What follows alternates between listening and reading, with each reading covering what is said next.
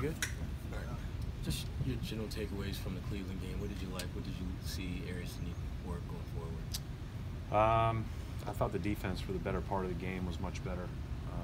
I thought that with the exceptions of the end of the first, end of the third, a few other random possessions here and there, but you know, we've really tried to put an emphasis on that in the last 48 hours of shoring that up, and you know, hopefully we will. We'll see. We got a bunch of big challenges coming up. We play every team we play the rest of the way has a lot riding on every game, and so it'll be great because it prepares you for the desperation of the postseason.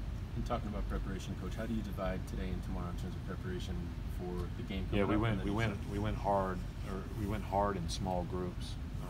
With our first group, we'll do the exact same workout with the second group. We did that so that guys get more reps, and that and we can really hone in on a few things we need to do to get better, and we can go live because you know if we did that tomorrow, you know, probably wouldn't be good with a Friday Saturday game. We'll go you know 50 minutes on the court today, and you know, we'll be pretty good in a 3-on-3 scenario. Which I think we need to do. You know, it's good to be able to focus on technique at this time of the year as much as anything else.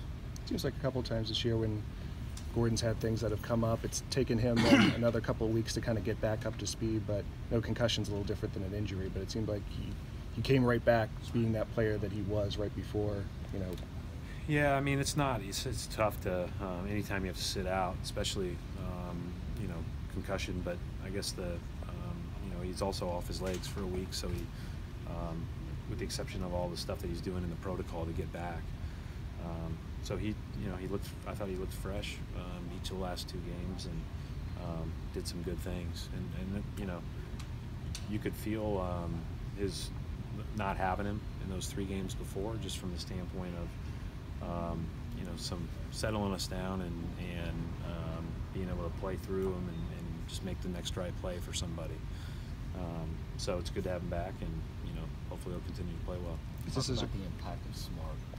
Smart was really good last night. I thought that he, you know, we need that guy that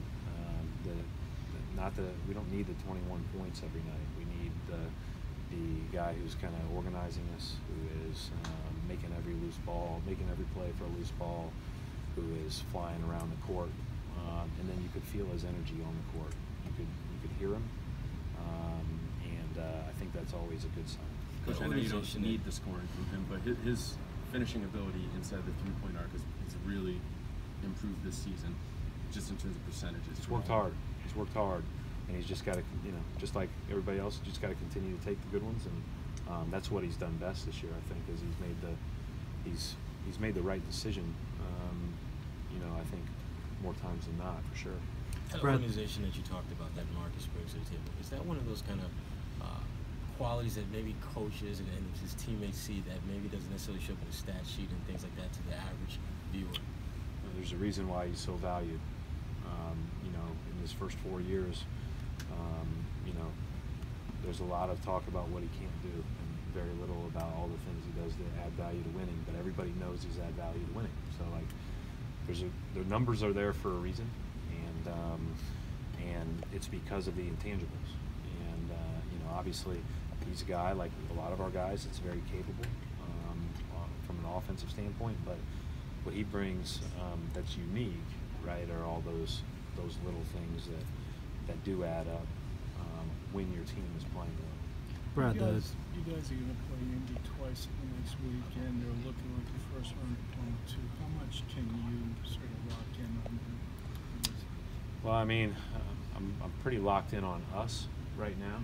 Certainly, we prepare and we scout, and we'll be ready for each of those games, and we're very cognizant of the fact of where the standings are and the likelihood of that playing out. So, yeah, you're looking at it with a great amount of interest and maybe even an enhanced level of detail, but. You know, ultimately, we also can't miss the boat on focusing on us because we have enough to work on ourselves. Do you hold stuff back in matchups like that, Brad, given potentially you might play them in the first round, or is that not anything you worry about? I don't really really worry about that stuff. There's 7 games in a series. That stuff all comes out. We have 75 games of film, as do they. You know, we've been, you know, people are easy to scout for the most part. You might add something as the series is going on. You might tweak things. You might guard actions different ways. But I think sometimes when you focus on, you know, trying to trick people, it's more important just to be you and be the best version of yourself. I know you said that Gordon's made like the right basketball play all year, but is it nice to see him be as aggressive as he's been the last few weeks surrounding the concussion? Yeah, I just don't worry about, like, I don't necessarily equate aggressiveness with number of shots. Certainly when he has a high volume of shots, he's usually taking good ones. But I think that, you know, he can be aggressive in a number of different ways, and sometimes he'll, you know, the opening will be the shot, sometimes it'll be the right pass. He did both last night.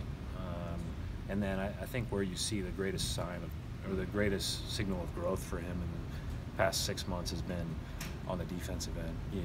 He's way more comfortable moving laterally and guarding, and looks you know, you can put him on a number of different guys, and he's done a good job on that end. You've talked how important defense is, obviously. How confident are you that your team's going to commit to the type of defense you're going to need heading into the playoffs? Well, you know, we're just going to keep harping on it and working on it. Today is a tremendous day to get a chance to hammer down some details and really hone in on what we need to do and get better at. And again, when you do it in small group settings, there's nowhere to hide. And so, like, that's good too. And if we do, we'll have a chance to have a good team and have a chance. But if we don't, we won't. So that's the bottom line. Brad, the Baines-Horford combo in the front court has been really good defensively for a couple of years. Have you seen anything new from them this year, just in terms of that pairing? No, I mean, we knew that going in. Obviously, the challenge of the league is guarding a lot of the spread teams. Obviously, that night in, night out, it's a different challenge. So there are some lineups and some teams that you might play that against more.